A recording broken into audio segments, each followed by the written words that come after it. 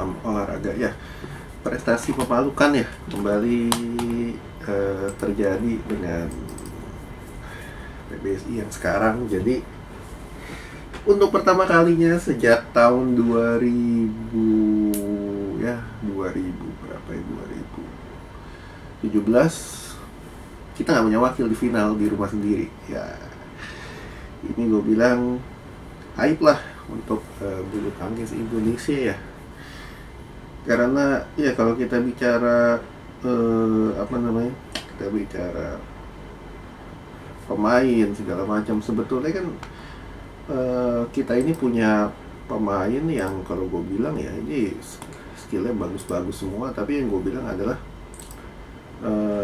ini something problem lagi ada di federasi. Jadi masalahnya ada di federasi yang kalau gue bilang membuat ya pemain-pemain ini gue bilang nggak nyaman ya, kelihatan banget di lapangannya. Gue nggak tahu apa, kita kan hanya berandai-andai ya, berandai-andai di layar kaca. Gue lihat ya para pemainnya betul nggak nyaman ya, terutama para pemain pelatnas ya, kelihatan banget mereka nggak enjoy dengan yang ada di lapangan. Oke, kita bilang kita udah mau masuk Olimpik ya, kita udah mau masuk Olimpik, cuman permasalahannya adalah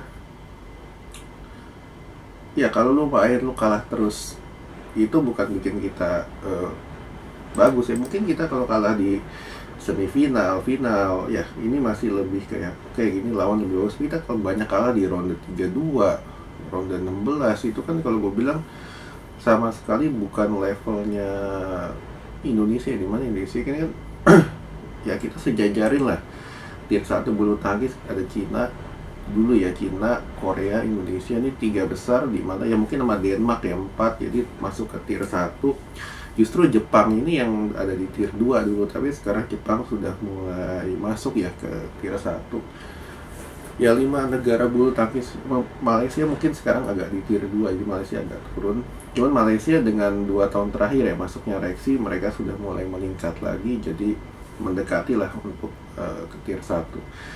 Ya dengan hasil sama sekali memalukan ini ya, dengan masuknya Sabar Esa justru mereka seakan memberikan tamparan ya untuk PBSI bahwa ya dengan keterbatasan yang kita punya justru kita lebih bagus dari kalian. Masuk semifinal ya, kalau kita bicara mereka kenapa nggak mau masuk final ya kita fair-fairan aja, mereka main di luar pelatnas, sparring partner pun terbatas karena mereka cuma ya latihan kan sparring ya di Jaya Raya seminggu 2-3 kali, berbanding dengan para pemain yang ada di pelatnas yaitu seminggu 5-6 kali. Dan dan mereka justru kalau gue bilang dari sisi game plan ya mereka cukup bagus ya dari Sabar Esa ini, cuman ya dari segi akurasi karena kurangnya sparring partner ini yang kalau gue bilang ya memberikan efek di mana mereka touchnya ini feelnya kurang dapat. Jadi berapa kali di momen mereka gagal ya masuk semifinal oke, gue bilang untuk mereka ya. Cuman ya kita bicara dengan beberapa sektor yang ada lah. Sekarang oke, kita ganda campuran selepas Owi Butet, Praven Melati keluar pelatnas kita nggak punya lagi. Dan ganda putri kita terlalu bergantung dengan satu pasangan, Grace Apri, di bawah-bawahnya nggak ada yang bisa naik. Tunggal putri oke, sekarang tunggal putri sedang trennya lagi positif, meningkat dan dan harusnya ya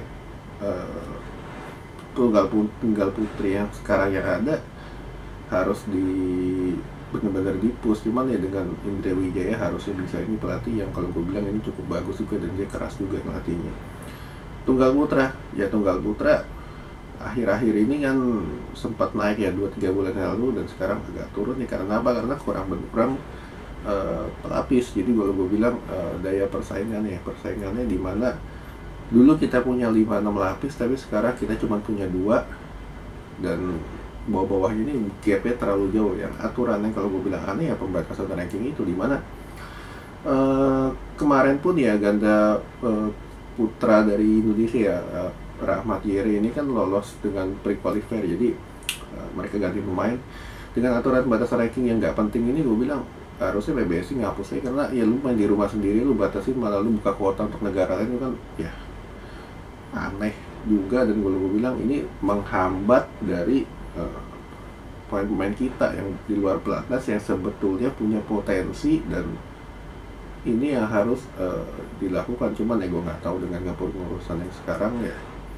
Selamat juga untuk kepengurusan yang sekarang ya, makin banyak hype juga yang terjadi, makin parah bukannya tahun ke tahun makin betul ya.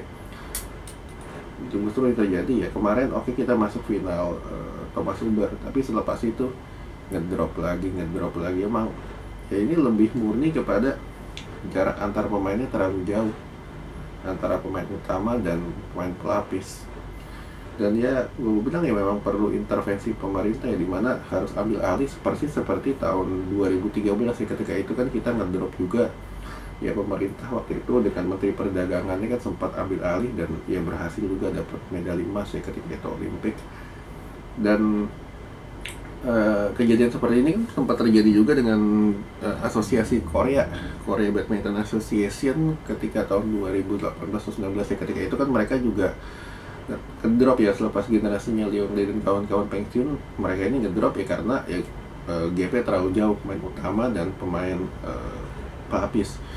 Cuman ya federasinya mereka betul-betul buang muka-muka lama ya, kayak pengurus-pengurusan mereka buang, ganti semua dengan yang baru, dan ya berhasil juga sekarang kalau bisa dibilang ya Korea ya.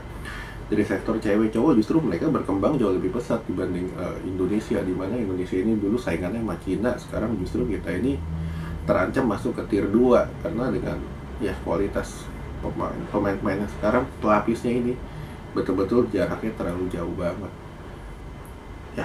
Gue nggak yakin nanti Olimpik kita bisa dapat emas ya, jangan emas, silver pun gue bilang ya akan sulit dengan kondisi seperti sekarang. Oke,